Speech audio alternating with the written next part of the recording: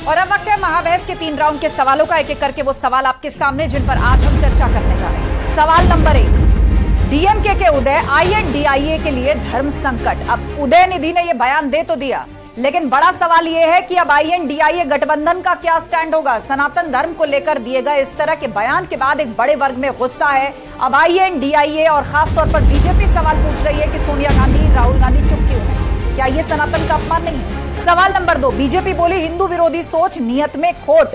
कि एक तरफ तो राहुल गांधी खुद को ब्राह्मण बताते हैं, अपना गोत्र बताते हैं, जनेऊधारी बताते हैं, सनातन धर्म की बात करते हैं। अब उदयनिधि के इस बयान पर ये चुप्पी क्यों? क्या नियत में खोट है? और सवाल नंबर 3, वोट के लिए बार बार सनातन का अपमान क्यों? चाहे स्वामी प्रसाद मौर्य हो और अब उदयनिधि, एक एक करके सनातन धर्म को खास तौर पर टारगेट करके इस तरह के बयान दिए जा रहे हैं। क्या इससे वोट बैंक बढ़ता है? क्या इससे जनाधार बढ़ेगा? चर्चा के लिए हमारे साथ गेस्ट पैनल जुड़ चुका है। हमारे साथ राकेश त्रिपाठी जी हैं, बीजेपी प्रवक्ता, अली अब्बास काजमी जी हैं, नेता समाजवादी पार्टी, इकबाल अहमद जी जुड़ गए हैं, नेता कांग्रेस, राजेश पासवान जी दलित चिंतक हमारे बीच में, और साथ ही सूर्य मैथिल जी हमारे साथ है, राजनीतिक विश्लेषक। आप सभी मेहमानों का बहुत बहुत स्वागत है। चर्चा की शुरुआत करते हैं राकेश त्रिपाठी जी आपसे। चाहे स्वामी प्रसाद मौर्य हो और अब उदयनिधि, सनातन धर्म को सीधे तौर पर टारगेट करके ये कहा जा रहा है। स्वामी प्रसाद मौर्य कहते हैं ऐसा तो कोई धर्म ही नहीं है, और उदयनिधि का कहना है कि डेंगू मलेरिया की तरह इसको भी खत्म कर देना चाहिए। देखिए आस्था जी, ये कोई उदयनिधि स्टालिन का कोई बयान मात्र नहीं है, ये केवल डीएमके का कोई बयान मात्र नहीं है, बल्कि ये पूरी एक टूल किट का हिस्सा है। ये पूरी एक सोची समझी रणनीतिक इनकी साजिश है, राजनीतिक साजिश है। और ये साजिश घमंडिया गठबंधन ने मुंबई की बैठक में बना करके इसको और आगे बढ़ाने का निर्णय किया है। और इसी वजह से आज उदयनिधि स्टालिन के बयान के बाद से राहुल गांधी का बयान अब तक कोई नहीं आया, उन्होंने कंडेम नहीं किया है, निंदा नहीं की है। ना अरविंद केजरीवाल के मुंह से बोल फूटे हैं जो नोटों पर भगवान की फोटो छापने की बात कर रहे थे। उद्धव ठाकरे का भी कोई बयान नहीं आया है। आज ममता बनर्जी भी चुप है। जिस राज्य से सबसे ज्यादा दुर्गा पूजा होती है वो राज्य भी चुप है। महाराष्ट्र से शरद पवार भी इस पर चुप है, नीतीश कुमार भी इस पर शांत है। स्पष्ट है ये सबकी सोची समझी साजिश है, रणनीति है। और ये केवल भाजपा के खिलाफ बनाई गई कोई रणनीति नहीं है। दुर्भाग्य से ये भारत के खिलाफ काम करेगा। ये भारत के सांप्रदायिक सद्भाव को, सामाजिक सद्भाव को तोड़ने वाला बयान है। और इसलिए ये बयान पूरे घमंडिया गठबंधन को बहुत महंगा पड़ेगा। एक तरफ भाजपा सबका साथ सबका विकास कहकर सबको जोड़ने का काम कर रही है, और वहीं भारत जोड़ो यात्रा लेकर निकलने वाले भारत को तरह तरह से तोड़ने का प्रयास कर रहे हैं। ये तोड़ने का प्रयास इस देश के लिए, समाज के लिए बहुत महंगा पड़ने वाला है। इसलिए इकबाल अहमद जी हमारे बीच में है, कांग्रेस के नेता इकबाल अहमद जी। आईएनडीआईए गठबंधन, आपकी बैठकें हो रही हैं, आप कह रहे हैं 2024 में सरकार बदल जाएगी, उखाड़ फेंकेंगे। अब आप मुझे ये बताइए, उसी गठबंधन के एक दल के नेता का देश के बहुसंख्यकों के एक धर्म के खिलाफ इतना बड़ा बयान कि डेंगू मलेरिया की तरह इसे भी एक्सटिंक्ट हो जाना चाहिए, हो जाएगा या कर देंगे? इससे जनाधार बढ़ जाएगा, वोट मिल जाएगा, और बीजेपी पूछ रही कि अब राहुल गांधी और सोनिया गांधी चुप क्यों हैं? सनातन धर्म तो प्राचीन काल का है, सनातन धर्म का नया थोड़ी ना। सबसे बड़ी बात ये इस बात की है कि धर्म एक ऐसी चीज है जिसको हर इंसान को इसकी मान सम्मान करने की जरूरत है। और कांग्रेस पार्टी और राहुल गांधी जी तो हमेशा हर धर्म के साथ रहे हैं, और हर धर्म की उनकी आस्था है। मतलब वो सनातन धर्म के बारे में क्यों ऐसा कहेंगे, या कोई कहे? जिसका विचार है वो कहे अपना, लेकिन ये सारी चीजें गलत है। नहीं, आप ही के गठबंधन दल का हिस्सा है ना उदयनिधि स्टालिन। यही तो सवाल उठ रहा है कि सीधे तौर पर देश के बहुसंख्यक जिस धर्म को मानते हैं, जिसके तहत उनका जीवन चलता है, उसको ये कहना कि डेंगू मलेरिया की तरह इसको भी हटा देना जरूरी है। भाई सनातन के माने क्या है पहले तो ये खामोश है, कांग्रेस पार्टी खामोश है। सनातन माने ईश्वर। वो सब परिभाषाएं मत पढ़ाइए। इकबाल अहमद जी, सवाल यहां पर ये पूछ रही है बीजेपी कि अब राहुल गांधी और सोनिया गांधी चुप क्यों हैं? वो तो कहते हैं मैं ब्राह्मण हूं, वो गोत्र भी बताते हैं। राहुल जी तो जननायक हैं। राहुल जी तो हर धर्म के साथ लेके चले हैं। राहुल जी जब चले, उदयनिधि स्टालिन के इस बयान पर क्या कहना है? अब आप राहुल गांधी पर निबंध मत लिखिए। नहीं, राहुल जी, आपने कहा कि राहुल जी के साथ जुड़े हुए हैं, गठबंधन के साथ जुड़े हैं। जुड़े हुए हैं तो आप उदयनिधि स्टालिन पर बोलिए ना। आप तो राहुल गांधी के विषय में बताने लग गए, सब जानते हैं राहुल गांधी कौन है।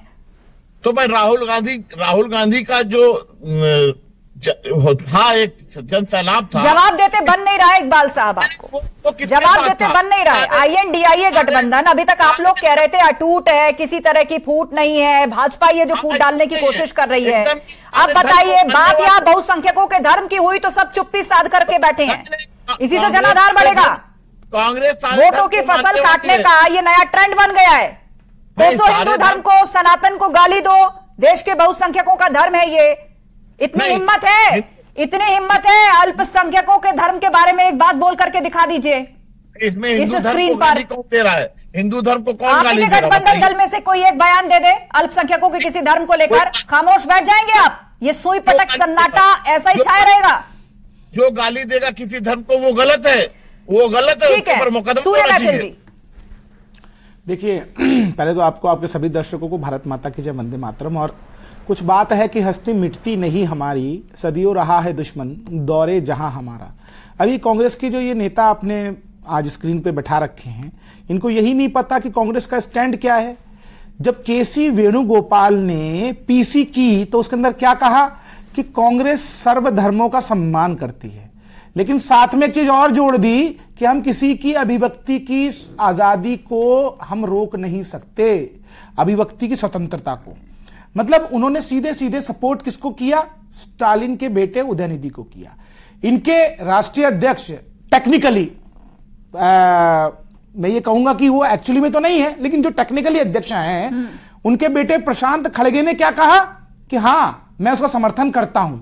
उसके अलावा मैं पूछना चाहता हूं कि समाजवादी पार्टी के भी नेता यहां पर हैं, ये क्या अभी तक कह रहे थे ना राम मंदिर बनवा देता मैं 1 साल के अंदर, तो कहां है वो राम मंदिर बनवाने वाले 1 साल के अंदर? अखिलेश यादव जी, उनके मुंह से अब तक कोई स्टेटमेंट क्यों नहीं निकला? ये एक सीधा सीधा सा ना एक मोनोपोली है, एक मोड ऑफ ऑपरेंडी है आस्था।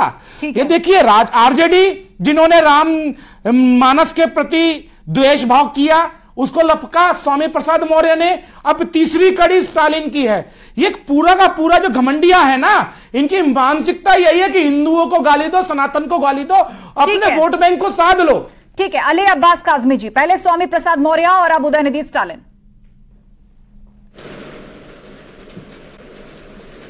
जी आस्था जी, क्या सवाल है? सवाल ये है कि राजनीतिक विश्लेषक कह रहे हैं INDIA गठबंधन का लाइन और लेंथ बन चुका है। ये हिंदू धर्म को गाली दो, सनातन का अपमान करो, इससे जनाधार बढ़ेगा क्या? नहीं, गठबंधन से इसका क्या लेना देना है? बताइए। पहली बात तो ये कि सबसे पहले कोई पार्टी विरोध नहीं कर रही ना इसका। कांग्रेस चुप्पी आगे बैठे हैं, उसने कह दिया अभिव्यक्ति की आजादी, हम किसी को रोक नहीं सकते। यही बात किसी दल ने अल्पसंख्यकों के धर्म को लेकर कह दी होती, तब भी क्या यही स्टैंड होता? अभिव्यक्ति की आजादी कह के चुप्पी साध जाते। मुझे सुन लीजिए, मैं किसी भी इस तरह के बयान का, कोई भी बयान दे, चाहे वो बीजेपी के नेता दे, किसी धर्म को गाली दे, जूते मारो। आपके मित्र ने बोला है, आपके गठबंधन मित्र ने बोला है, जिसके संग अखिलेश यादव गले मिल रहे थे, उसने कहा है कि हम सनातन को समाप्त कर देंगे। क्या बात करते हैं यहाँ बैठकर? सरकार सुन लीजिए, मैं ऐसे बयानों का बिल्कुल मीठा मीठा गप कड़वा कड़वा तू मत करिए। अरे मेरा आप स्टैंड सुन लीजिए, सुनाइए। मैं ऐसे बयानों का कभी समर्थन नहीं करता। अरे आपका स्टैंड नहीं, आपकी पार्टी का स्टैंड बताइए। अखिलेश यादव का स्टैंड मौर्य को लेकर क्या स्टैंड है ये बताइए।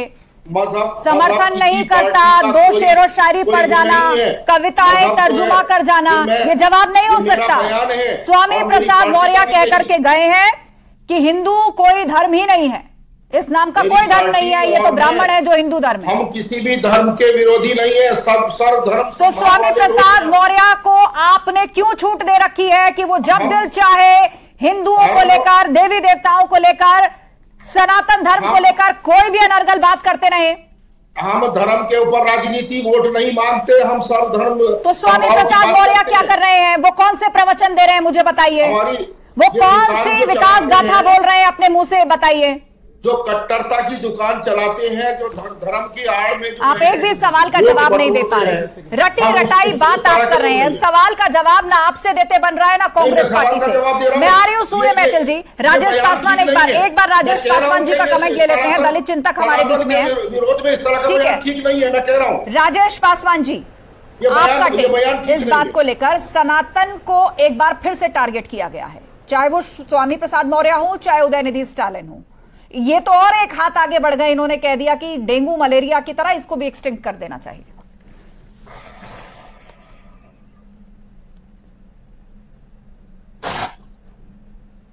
जी आप तक आवाज पहुंच रही मेरी? राजेश पासवान की आवाज आ रही है मेरी? उदयनिधि स्टालिन के बयान पर आपका रिएक्शन? हाँ, देखिए, एक राजनेता द्वारा दिया गया, धर्म व्यवस्था पे दिया गया बयान है ये। तो या तो इसकी राजनेताओं द्वारा राजनीतिक टिप्पणी करवा लीजिए या इसकी व्यवस्था पर टिप्पणी करवा लीजिए। मैं राजनेताओं पर टिप्पणी नहीं करूंगा, क्योंकि किसी भी दल के राजनेता हो उल जरूर बयान करते रहते हैं, इसलिए उनके बारे में मैं कुछ नहीं कहूंगा। जहां तक उन्होंने जो बातें कही है सनातन धर्म और हिंदू धर्म को लेकर के, उसके बारे में कहना चाहूंगा। ये सनातन धर्म और हिंदू धर्म वाले जो भी उद्घोष करने वाले हैं, इनका दो तबका है, दो पक्ष है। एक पक्ष वह है जो इसका लाभार्थी है, जो हिंदू धर्म में सवर्ण तबका है, और दूसरा पक्ष यह है जो SC ST OBC का है, जो इसका सफरर है, जो इसकी सनातन और हिंदू धर्म की अवमानना, वंचना और उपेक्षा का शिकार हुआ है। आप बांट करके बात कर रहे हैं, आप बांट करके बात कर रहे हैं, और अलग अलग हैं। फिर तो स्वामी प्रसाद मौर्य की भी बात आपको गलत नहीं लग रही होगी, जहां वो कहते हैं कि हिंदू धर्म नाम का तो कोई धर्म ही नहीं है, ब्राह्मण है जिनको हिंदू धर्म कह दिया गया। फिर तो आपको स्वामी प्रसाद मौर्य की सारी बातें हजम हो रही होंगी।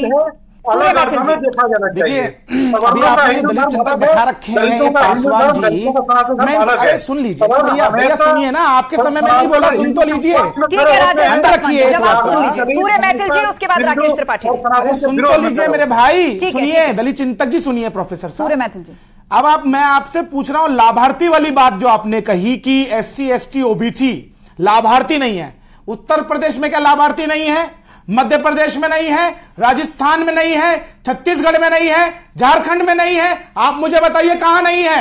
मैं बताता हूं आपको कहां नहीं है। जम्मू कश्मीर में लाभार्थी नहीं थे, 370 जब तक नहीं हटी थी, 60 साल तक वहां पर दलितों को उनको आरक्षण का लाभ नहीं मिला था। जामिया मिलिया इस्लामिया में आरक्षण लागू नहीं है।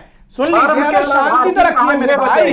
जहां जहां माइनॉरिटीज वहां पर बहुमत में आ गई, वहां पर लाभार्थी खत्म हो गई SC ST OBC की। लेकिन जहां जहां सनातन का बहुमत है, वहां पर सबका साथ, सबका विकास, सबका विश्वास, सबका प्रयास, यही परेशानी ये है कि आपकी आंखों पे चढ़ा हुआ है चश्मा। आपको केवल आए बाएं साएं कुछ भी करना है, केवल और केवल समानता का विरोध करना है। जी, बात पूरी हो गई आपकी। राजेश पासवान जी 10 सेकंड, और उसके बाद राकेश त्रिपाठी जी। मैं कह रहा हूं कि सनातन और हिंदू के लाभार्थी सवर्ण हैं, सवर्ण उसके पक्ष में खड़े होते हैं, और जागरूक दलित और OBC इसके विरोध में खड़े होते हैं। आप ये कहना चाहते हैं कि सरकारी योजनाओं का लाभ जो है वो OBC और SC ST को नहीं मिल पाता? ठीक है, सरकार जो है, सरकार सबका एक आदमी को नियुक्त करती है जो पहचान पत्र देखकर सबका सरनेम पढ़े और फिर ये तय करे कि किसको योजना का लाभ देना है, किसको नहीं देना। सरनेम पढ़ के क्रॉस लगा देती है क्या सरकार? ये प्रोफेसर है, इनसे पूछिए ना आपको नौकरी कैसे मिली थी? जाता है क्या? आप कैसी बात कर रहे हैं राकेश पासवान? ये प्रोफेसर है, इनको कैसे नौकरी मिली थी? पूछिए। निहायत ही गैर जिम्मेदाराना बयान दे रहे हैं आप। राकेश त्रिपाठी जी, देखिए, दुर्भाग्यपूर्ण है, मुझे लगता है दलित चिंतक होने से पहले बाबा साहब भीमराव अंबेडकर के जीवन को पढ़ना चाहिए। बाबा साहब भीमराव अंबेडकर के जो प्राथमिक शिक्षक हैं, जिन्होंने उनको अंबेडकर नाम दिया है, वो एक ब्राह्मण है। इस समाज की जाति व्यवस्था में कुछ खामियां थी, लेकिन इसी समाज के भीतर से इसको परिष्कृत किया गया और ना हिंदू पतितो भवेत का एक स्लोगन दिया गया, नारा दिया गया। आज देश के हजारों मंदिर ऐसे हैं जिन मंदिरों के पुजारी इन अनुसूचित जाति जनजातियों से हैं। उसके बावजूद जानबूझ करके यह कहना, किस मजहब में नस्ल के आधार पर भेद नहीं है, रंग के आधार पर भेद नहीं है, जाति के आधार पर भेद नहीं है, लेकिन इसके बावजूद पूरे सनातन धर्म को अगर कोई कोरोना कहे, कोई मलेरिया कहे, कोई डेंगू कहे, कोई बीमारी कहे, तो मुझे लगता है इसका प्रतिकार होना चाहिए। कोई हिम्मत नहीं है किसी के अंदर कि कोई इस्लाम के संदर्भ में इस तरह की टिप्पणी करे, वरना आज सत्तन से जुदा के नारे अब तक फिजा में लहराने लगते, गूंजने लगते और तमाम प्रकार की सुरक्षा देनी पड़ती। लेकिन दुर्भाग्य यह है, दलित चिंतक के नाम पर ही पार्टी या किसी पिछड़े चिंतक के नाम पर हिंदुओं के भीतर कैसे विभाजन करो, जातीय सांप्रदायिक सद्भाव बिगाड़ने दलबंदी खड़े करने। राकेश त्रिपाठी ने कहा है सरतन से जुदा धर्म के नाम पर इस्लाम के बारे में आप कोई टिप्पणी करिए तो सरतन से जुदा करने वाला नारा कहीं ना कहीं से सुनने को मिला है, और आप ये कह रहे हैं कि ठीक है आप में दम है तो आप भी कर लीजिए। ये देश को कहां ले जाना चाह रहे हैं आप? नहीं है, आपको जिम्मेदारी से बात करनी चाहिए। यही लोकतंत्र प्रधान देश है। और इसीलिए आप जैसे लोग इस डिबेट शो पर बैठकर कह रहे हैं कि आपकी हिम्मत है तो आप भी कर लीजिए सरतन से जुदा। यही इस देश का संविधान है जो सबको आजादी देता है, लेकिन इसका अर्थ यही तो रणनीति है कि आप देश को एनआरकी की तरफ धकेल देंगे। गठबंधन की रणनीति है। इसका अर्थ ये कतई नहीं है कि आप बहुसंख्यकों के देवी देवताओं को गाली देने का सिलसिला जारी रखेंगे। बहुसंख्यक नहीं अल्पसंख्यक, आस्था बहुसंख्यक हिंदू सहिष्णु है, वो अपने आराध्य प्रभु राम के जन्मभूमि पर मंदिर के लिए भी 500 वर्षों तक प्रतीक्षा करता है, कोर्ट में जाकर के दरवाजे खटखटाता है, कटघरे में दलीलें देता है, लेकिन कभी भी कानून हाथ में लेकर के मंदिर निर्माण नहीं करता। शिव को कोई नहीं मानता। ऐसे दो चार सो कॉल्ड प्रोफेसर इकट्ठे होके अगर मुंह उठाकर ओबीसीज और एससी एसटीज को लेकर बकवास करना शुरू कर दें और ये कहना शुरू कर दें कि जी भगवान को तो केवल समय नहीं मानता है, ठीक है, वो कोई दलितों की आवाज नहीं हो जाती, ठीक है, वो कोई दलितों की आवाज नहीं हो जाती। अब आप मुझ पर पर्सनल अटैक मत करिए। आपसे जो सवाल पूछा गया उसका जवाब आप नहीं दे पा रहे। इस शो पर बैठकर 3 बकवास कर चुके आप, सरतन से जुदा की बकवास कर चुके आप। नहीं सुन सकता देश। ठीक है, सूर्य मैथिल जी। देखिए राजेश पासवान जी, आपको अपने नाम का पता है क्या होता है? राजेश का अर्थ क्या होता है? राजेश का अर्थ होता है राजेश्वर, वो भी भगवान का नाम है। अपने नाम को बदल कर कोई और नाम रख लो ना, इतनी परेशानी है अगर तुम्हें तो। ये यहां बैठकर प्रोफेसर बनके जिस संविधान की शक्ति से यहां बैठकर तुम इतनी सारी बातें कर रहे हो ना, यदि किसी और धर्म के लिए इतना बोल दिया होता ना, अब तक तुम्हारे घर के बाहर भीड़ लग गई होती और तुम्हारे घर को जला भी देते और तुम्हारे पीछे तलवार लेकर दौड़ रहे होते। ये देश के 100 करोड़ बहुसंख्यक जो कि शांति प्रिय है, वो सनातनी जो कि सदैव शांति से बात करते हैं, इसलिए तुम्हारी इतनी हिम्मत बढ़ी हुई है। सुनो मेरी बात, शांति से बात सुनो भाई, शांति से बात। सनातन अजर है, सनातन अमर है, सनातन अनादि है, सनातन अनंत है। सनातन को कोई नहीं मिटा सकता। वन में हुए मोर बहुत देखे, उमड़ते घुमड़ते घनघोर बहुत देखे हैं। ऐसे नदियां क्या सिखाएंगी हमको? हमने ऐसी बारिशों के शौर बहुत देखे हैं। गौरी, गजनबी, मुगल, तुर्क, कौन आए तलवारों को लेके आए, लेकिन सनातन नहीं मिटा पाए। तो भैया शांत हो जाओ और दिमाग की बत्ती जला लो। सनातन कभी भी मिट नहीं सकता, अजर अमर है सनातन। समझ में आ गया? ठीक है, चलिए। निजी रूप से एक दूसरे से मत उलझिए, विषय पर रहते हैं। निजी रूप से एक दूसरे पर हमला मत करिए, विषय पर रहते हैं। इकबाल अहमद जी, कांग्रेस के नेता हमारे बीच में हैं। उदयनिधि स्टालिन के बयान पर पलटवार किया गृह मंत्री अमित शाह ने और कहा है कि उन्होंने देश की संस्कृति, सभ्यता का, इतिहास का अपमान किया है, ऐसा कहकर, और इसका जवाब आपको जनता देगी आने वाले चुनावों में। कांग्रेस पार्टी और राहुल जी जो हैं वो एक गुलदस्ता बना के चल रहे हैं हिंदुस्तान का। उस गुलदस्ते में सारे फूल लगे हुए हैं जो खुशबू देते हैं, और बीजेपी का काम ऐसा है जो बहुसंख्यकों के धर्मों के लिए बदबू फैला रहा है। इकबाल अहमद जी, आपको नहीं लगता? क्या कीजिएगा? साथ लेकर चलिएगा? एक सड़ा हुआ फूल बाकी लोगों के साथ मिलकर के कहीं असर बाकी पर ना डाल दे। नहीं ऐसा होता तो कन्याकुमारी से कश्मीर तक जो चलते तो वो देखिए फूलते। जो जन सैलाब चल रहा था, हिंदू, मुस्लिम, सिख, ईसाई, फूल नहीं, सारे लोग अंग्रेजी वाला FOOL फूल बना रहे हैं, ये मूर्ख बना रहे हैं, जवाब नहीं देते, फूल दिखा करके कांटा चुभ हो रहे हैं, ये मोहब्बत की दुकान बता करके नफरत फैला रहे हैं। पूर्ति थी हिंदुस्तान की, सारे फूल एक गुलदस्ते में सजा के राहुल जी चल रहे थे, यही खूबसूरती है। और जो उदयनिधि स्टालिन ने कहा वो कौन सी खूबसूरती है? वो कौन सी खुशबू है? कौन सा फूल है वो? उनका विचार है, उस पर अगर ये सारी चीजें आते तो उनको उठा के बंद करेंगे। उनका विचार है कि उसको जस्टिफाई करेंगे। अरे भाई अगर संविधान का अनुच्छेद 19(1)(a) आपको आजादी देता है तो 19(1)(2) इस पर युक्त निबंधन लगाता है। सुप्रीम कोर्ट का निर्णय सुनिए ना, डेंगू कोई मलेरिया की तरह वाली बयान नहीं धर्म को भी खत्म हो जाना चाहिए। बताइए मुझे अली अब्बास काज़मी। हम इस तरह के बयानों का समर्थन नहीं करते किसी भी धर्म के खिलाफ। अगर वो ये नहीं कि सनातन के ही, किसी भी धर्म के खिलाफ अगर कोई इस तरह का बयान दे रहा है हम उसका समर्थन नहीं करते। अच्छा, तो स्वामी प्रसाद मौर्य का भी आप समर्थन नहीं करते, पर फिर भी पार्टी में रख करके चल रहे हैं महासचिव का पद देकर। अली अब्बास जी देखिए, इन चीजों में कुछ नहीं रखा है। आप जो है इन चीजों में कुछ नहीं रखा है। आज इनका कुछ बोलने के लिए नहीं है। हमने पहले बता दिया कि खड़ा रहे हैं आपके भी और इकबाल अहमद साहब के। ना समाजवादी पार्टी से कुछ कहते बन रहा है, ना कांग्रेस से कुछ कहते बन रहा है। उसके प्रति इस तरह आप लोगों की अनर्गल बात जनता सुन रही होगी तो वो क्या सोच रही होगी, आपको अंदाजा लगाइए। मैं बार बार आपको समय दे रही हूँ, मैं बार बार आपके पास सवाल लेकर आ रही हूँ, आप एक भी तर्क पेश नहीं कर रहे। जो किसी भी धर्म के खिलाफ बोलता है उसका समर्थन नहीं करते। हमेशा हिंदू मुसलमान इस तरीके की धर्म की बातें करते हैं और इसलिए इस डिबेट पे ये मामला बनता है गरमाने के लिए। किसने बात करी? इकबाल अहमद जी, किसने बात करी? कौन है उदयनिधि स्टालिन? बताइए मुझे। INDIA के साथ है कि नहीं है? हिंदुस्तान की जनता है कि नहीं है? डेंगू मलेरिया की तरह सनातन को खत्म कर देना चाहिए, ये बयान दिया है कि नहीं दिया है? और आप चाहते हैं कि उस पर डिबेट ना हो, चर्चा ना हो? एक नहीं 100 बार होगी। देश के बहुसंख्यकों का धर्म है सनातन। समझ रहे हैं आप? कान खुले हुए हैं आपके? चर्चा उन महिलाओं पे भी होना चाहिए जो परेशानी के आप तय नहीं करेंगे। जो सवाल पूछ रही है उसका जवाब नहीं दे पा रहे, इधर उधर की बात कर रहे हैं आप। जिस पर चर्चा होनी चाहिए सब पर चर्चा होती है।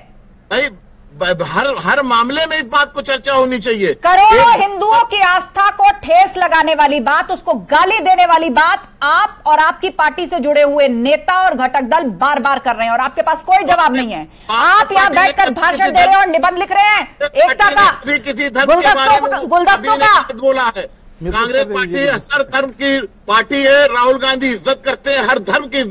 सूर्य मैथिल जी देखिए, अभी ये जो कांग्रेस के प्रवक्ता है उन्होंने कहा राहुल गांधी का गुलदस्ता, हम बताता हूं ना कौन कौन से फूल हैं उस गुलदस्ते में।